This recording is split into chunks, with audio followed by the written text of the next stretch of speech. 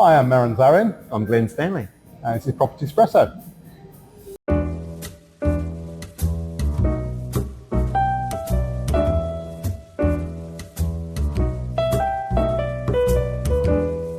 Glenn, the OCR. It happened.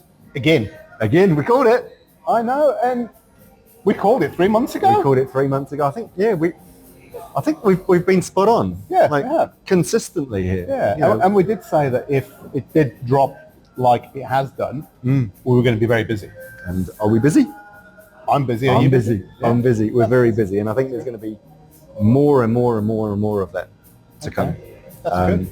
And the banks are acting before it's even released. The banks are acting before it's been released. We had ANZ yesterday come out with an under-the-radar 1-year fixed-rate special of 5.59%. Wow. Unprecedented. Really sharp 5-year rate. Yeah. And then, so what was it, an hour and a bit ago, the cash rate was cut by 0.5%. And as they did last time in August, ASB came out already and they've cut all of their floating rates by 0.5%, which is wonderful. Yeah. Last time they did cut their fixed rates as well, hint, hint, which they haven't done yet, hint, yet.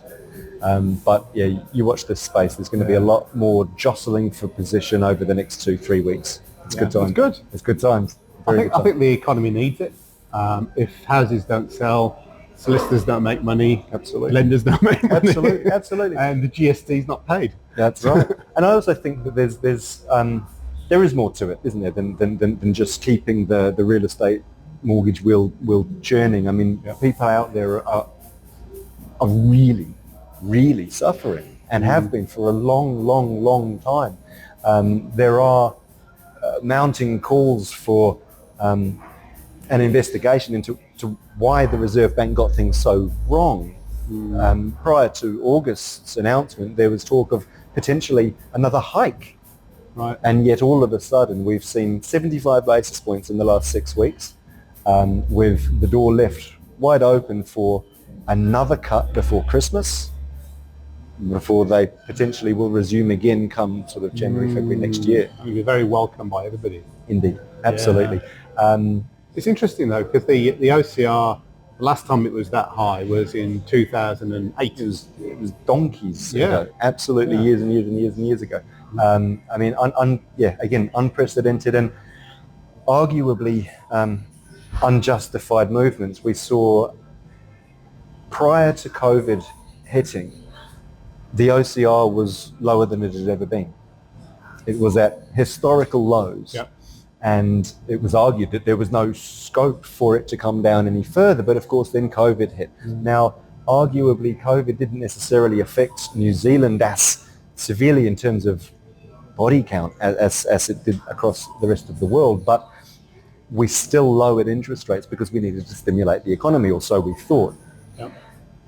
What that meant was that people were going out spending money which they were able to borrow at practically non-existent interest rates and buy jet skis and cars and camper vans and because we weren't able to travel overseas. So we were gearing up and borrowing money that I was saying back at the time we were going to need to repay.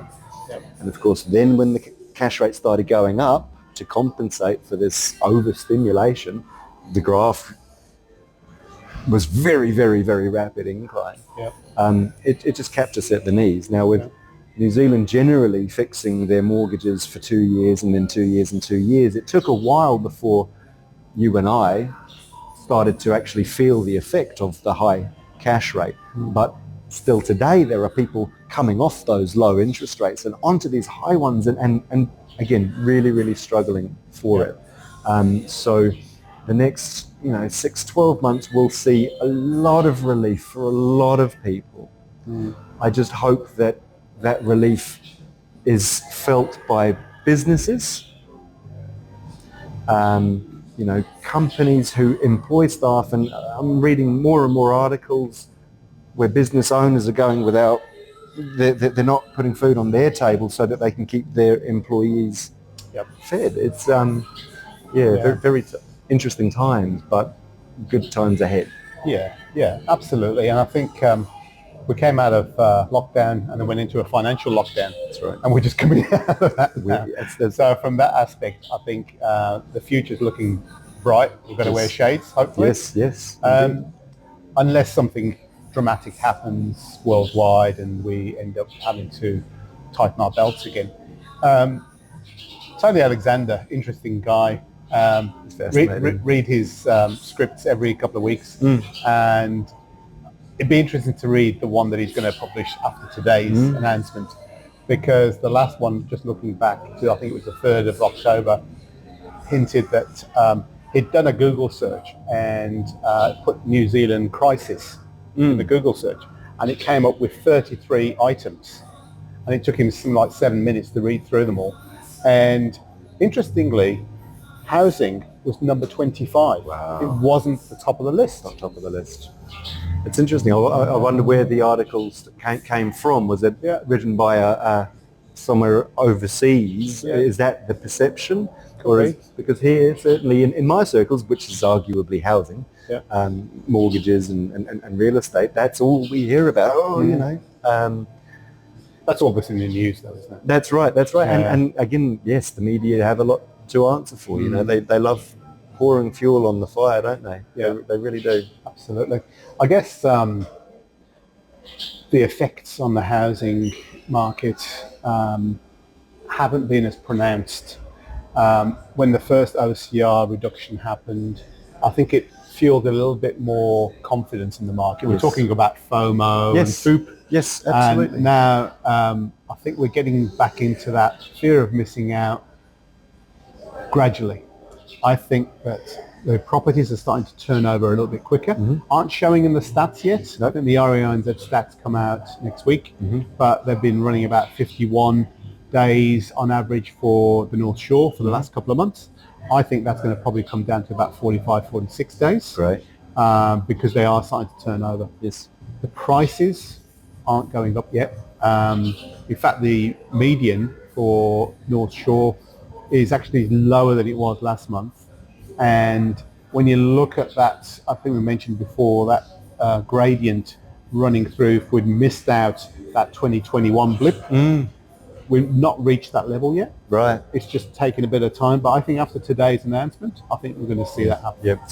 I completely agree. I mean, the problems that I was dealing with in my business 8-9 weeks ago have been replaced by a completely new set of problems, whereby right now we're really struggling to contend with what I call poor turnaround. We will submit an application to a bank and sometimes wait over 2 weeks for an answer, but that's because of the increased inquiries, the increased volume of applications, which everyone is seeing right across the board. It's not just in advisor land, mortgage brokers, but in the branches, the diminishing number of branches that there are left, they're just seeing so much inquiry. I had to laugh when about a week after the last OCR cut, the media was sort of saying, "Oh, well, we haven't noticed any change in the auction rooms." I mean, it's been a week. Things don't happen that quickly. There's a lag to these things. But to your point, absolutely. In August, when the cash rate came down by 0.25%, we saw that as the beginning of the next phase. We've been in a long, dark tunnel for a long, long time, and finally we were given a reprieve in the form of suggestive cuts in the future. Here we see real rubber to the road. I mean, a 0.5% cut. I did some inquiries on Monday this week just to try to understand what real world impact did the 0.25 OCR cut in August have on what we pay. I used ANZ's interest rates as an example and found that obviously without exception, every fixed rate and floating rate had come down, some by as little as 0.96, some by as much as 1.1%. Now that on the back of a 0.25% cut is sizable. Do I think that we're going to see the same level of proportionate cut this time around? No, I don't. I don't think we're going to see interest rates drop by 2% because the Reserve Bank's cut by 0.5%. But yes, we're going to see sizable cuts in the short-term fixed and floating, and dare I say it, also some of those longer-term fixed interest rates, which are the swap rates are seemingly in free fall following the Fed's cut, and then of course we've got US elections and all sorts of things coming up. So we're not through the tumultuous times yet, but it's one thing to have a lot of uncertainty and uncomfortable uncertainty, and it's another thing to have a lot of cool, crazy change going on, and that's what I think we're seeing now. Some positive change combined with some sunnier days. I think just before we started this conversation, we were talking about yo-yoing. Yes. And it's good to bring in a bit of stability. Yes. And I think making those changes gradually, I think, is the way to go. People are still tightening their belts. Businesses are still tightening. Yes. The businesses are not finding it as difficult taking on new employees at the moment, which is good. That is good. And I guess going forward, it's only bound to get better. How quickly is anybody's guess? It is. Yeah. It absolutely is. I mean, as I said a short while ago, we saw ASB cut all of their rates on the day of the last OCR cut. Some banks took a week or two to do anything. There's this jostling for position. I put together a chart which I'll send through to you. You might be able to insert in the video here, that sort of talks about how many cuts has each bank carried out on their interest rates this year and in the last 14 days. And it's updated live. So I'm going to be watching that over the next 2 or 3 weeks to see what comes about, because it is quite fascinating. Some have been decisive. They've done it and they've stuck to their guns. Others have moved countless times, 6 or 7 times. I think, again, there's going to be some jostling for position. A meeting just before now, I was talking to some clients suggesting that as well as the actual mortgage rates coming down, improving affordability, we're going to see the test rates, the rate at which the bank assesses how much you may be able to afford based on your salary or your income, that's going to come down too. Wow. That's going to be so. My point to to my clients was that if we were to apply for a mortgage today, and then again in 6 weeks' time, it is very, very likely that in 6 weeks we would be able to borrow more. How much more? I don't know. I don't know yet. It's hard to gauge. Because a big chunk of what sold during September was probably first-time buyers, because they were under that $1 million mark. And then there was a whole load more that sold over the $2 million mark. And rural lifestyle started to take off again as well. So I think that gap between the 1 mil and the 2 mil is, I think, where it's going to be addressed by the banks looking at giving more to people. Yeah, absolutely. I mean, in my view, being able to borrow $20,000, $30,000 more doesn't necessarily mean that you'll get a $20,000 or $30,000 nicer house, if that makes sense. It actually means that you and the competition will end up needing to pay $20,000 or $30,000 more for the same property. So that is what I think we're going to see. House prices will start to edge up. Yes, and it's been a long time coming. The question is whether we're going to get forced to pay tax on those capital gains at some point in the future or not. But that's another story. It'd be really good to get back on track as to that trend line. I think it's been lacking quite a lot over the last few years. And I think once we do get up there, I think the confidence will be fully back in the market. Absolutely. Yeah, I was reminiscing on the good old times before the GFC. It's been a while since the viaduct was awash with, wealth and people sipping their champagne at lunchtime on a Friday sort of thing. We are going to see that again, I think. So in the lending world, who are the main people that are applying for loans at the moment? So I'm seeing quite an obscure cross-section. Certainly first home buyers are out there. I think they're the ones who the FOMO and FOOP analogies really sort of apply to. they're a lot more emotional about the purchase, and they don't want to pay too much, and they're uncertain, and they don't know what they don't know. So certainly they're embracing the advisor, because they're finding that going to the bank directly, not really getting that advice, whereas we can, proverbially hold hands and take them through the process.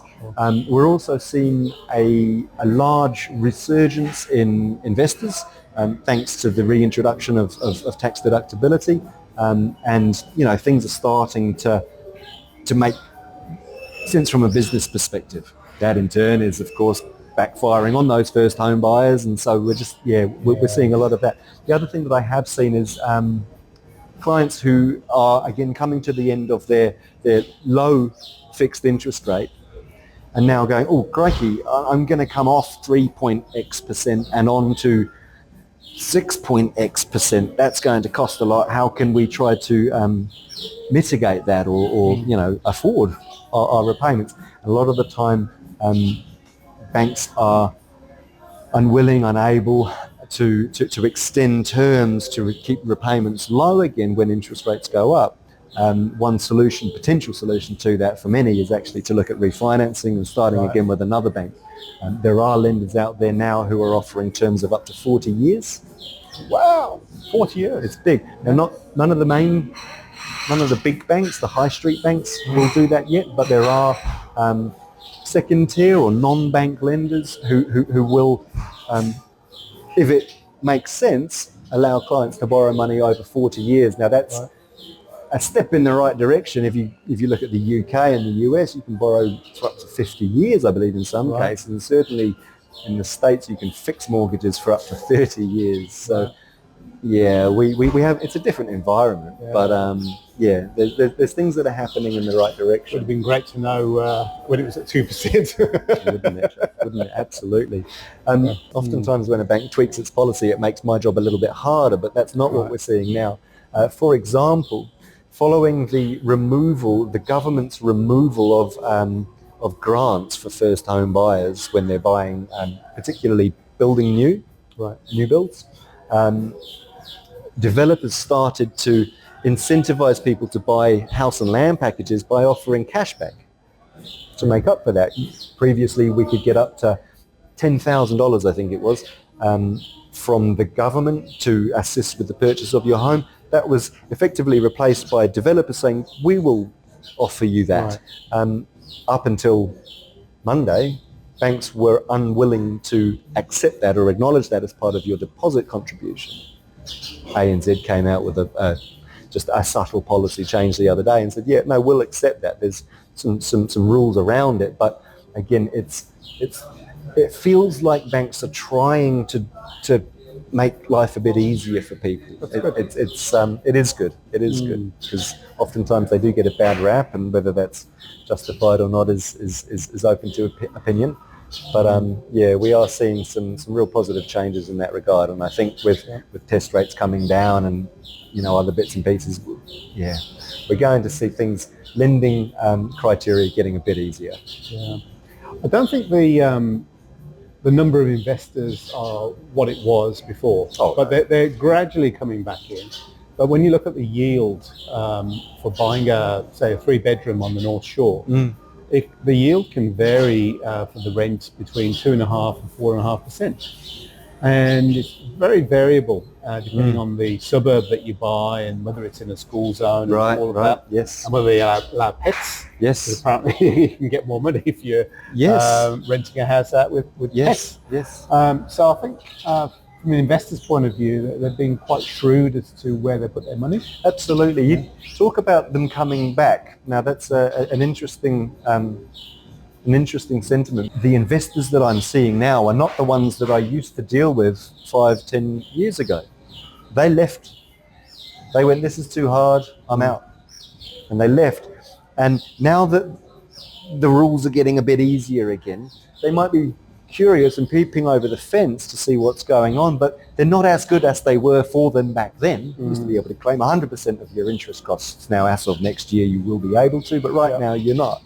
The thing about insulation and heat pumps and things like that, it was a bit controversial then, it's still a bit controversial now. So anyone that previously, maybe 10, 20 years ago had investment portfolios, they don't want to borrow it. It's all too hard for them now. What we're seeing now is the reintroduction of a new breed of investor who perhaps wasn't privy to the ways of old, going, oh, this is a good thing. I have equity. I can leverage against the equity in my property to buy another property, which theoretically in a couple of years' time I can then leverage against again to buy another and another and another. There's first home buyers who will miss out because an investor beats them to it or pips them at the post. Yeah. I think first-time buyers have got a short window, and I think once the market starts to move a bit quicker, which it will do now, I think there'll be more competition for them going forward. Yeah. I guess from the perspective of housing on the shore, there's less building going on than there was 2 years ago, and whether that will have an impact on availability for first-time buyers and availability for investors, we've yet to see. Yes, no, you're quite right. I mean, I took a drive through Browns Bay now, somewhat surprised, but naively so, to see the old, quarter acre site is now 4 houses next to another one. There's a lot of that. I don't want to call it high density, but the people are, exploiting the opportunity, the rezoning of their property. You can now have 2 or 3 or 4 or 5 or 6 or 7 houses on the one site, and getting out there and doing it. It is something that I've spoken with developers about. The concept of securing the price of a house and land package at today's figure, but not actually having to hand over much money. You might need to pay a nominal deposit to secure the deal, but until completion in, say, 9 or 10 months' time, when arguably interest rates will be even lower than they are today, it actually has a nice ring to it, particularly for those first home buyers. We're not going backwards. We're not going backwards. No. This is, and again, I keep harping on about it, but seasonally, spring is when things pick up. Yep. Spring in an election year is normally a bit of a different story, because again, people sit on their hands until the outcome. We don't have any of that this time round. We've got spring, summer coming. We've got a really positive outlook as far as interest rates go. Lending policy is getting better. We might need to be recruiting some assistants, I think. Is that a prediction? That's a prediction. I'll tell you one thing that I think will be a prediction. Yes. Singapore. Yeah. Because Australians, Singaporeans were exempt from that overseas buyers ban. Yes. Well, more recently, I've been advertising properties and doing that marketing across social media in 3 zones, Auckland, Sydney and Singapore. By far the biggest exposure has been in Singapore. Really? Makes me wonder whether we're going to start getting an influx of Singaporeans coming and buying, or people living in Singapore looking to come back. I don't know. Yes. But it just seems a bit of a coincidence that that area all of a sudden is viewing properties. That is very interesting. I mean, one thing that I stumbled on the other day, just thinking out loud, was that traditionally New Zealand's Reserve Bank has sort of looked to Australia for cues. I remember when Australia cut their cash rate by 0.25%, and my colleagues and I sort of thought, oh, well, that's great, we're going to cut ours then next time round. Those roles have swapped. We saw, arguably New Zealand was the first to cut its cash rate following COVID. America followed suit. Weirdly, Australia did not. I say weirdly, it seemed to make sense, but they will ultimately follow suit. But I wonder, though, whether that us finally taking the initiative to make a move, and more so today's announcement. I mean, it's no small feat to cut by 0.5%. That's a big. It's big news. It will have ripples across the world. I wonder whether that's actually bumping New Zealand and New Zealand's economy up on the global stage, so that places like Singapore may start to take notice and go, "Ooh, hang on, these guys are actually doing what the rest of the world could have and should have been doing for a while now." So as you say, it might be one of those ripple effects. That's right. That's right. I really do think so. Yeah. So, looking forward to the remainder of the year, potentially there could be another OCR cut. There's potential for one more. What is that likely to do to the markets, to the lending market, to the housing market? Look, I yesterday was saying I want 0.5% today and I want another 0.5% before Christmas. Yep. I'm a little bit dubious that we talked about the yo-yoing and prior to hitting record we were talking about oversteering, overcompensating. You know, you're starting to veer right, so you pull left and then you're off into the bank. I am a little bit anxious that too many cuts too fast is going to overstimulate, and we're going to see another 2020 where, okay, you park COVID to one side, people are out there spending money on things like just luxury items, right, rather than, you know, these cuts here, this fiscal policy that we're seeing is designed to make life easy and not like go out and get new Versace handbags. I've never had one of those. Have you not? I mean, we're going to find out very, very soon what the actual CPI number is, what inflation is at. The commentary along with today's OCR announcement was that it is within, or we believe that it is within the 1 to 3% band, and that it will land at that 2% midpoint. If that happens, it may be argued that there's no real incentive or warrant to keep applying this monetary policy, this stimulatory change. So I don't know what November's going to bring, but I hope that the gains that we will see when the banks start to again or finally settle in their new positions.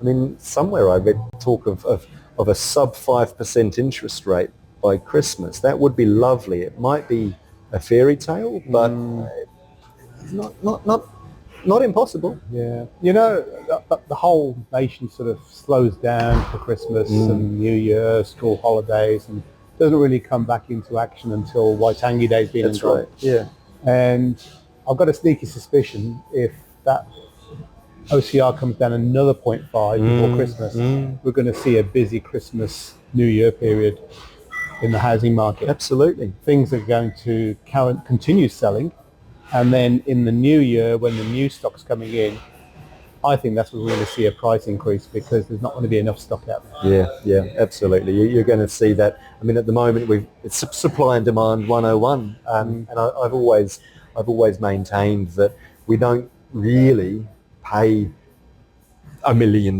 for a house. We pay $2,000 a fortnight, or whatever our budget can afford on a weekly, monthly, fortnightly basis. The interest rate comes down. That means that my predetermined budget can afford to borrow a bit more, and that's what's going to drive prices up. Yep. So I think you're absolutely right. I think that this year I'm picking that I'm going to get a lot of inquiries for people who have been to Mangawhai or Whangamatar, and they've seen a nice batch that they might want to buy, and that's great. It does worry me a little bit. You know, I don't want us to get too carried away. As much as I'm all for having a bit of fun, and I feel that we deserve it after the long cold winter we've just endured. So is that another pick? That's my pick. We're going to see more holiday homes. Holiday homes. Yeah. Aspirational homes. Aspirational homes. Okay. That's the one. And Versace handbags.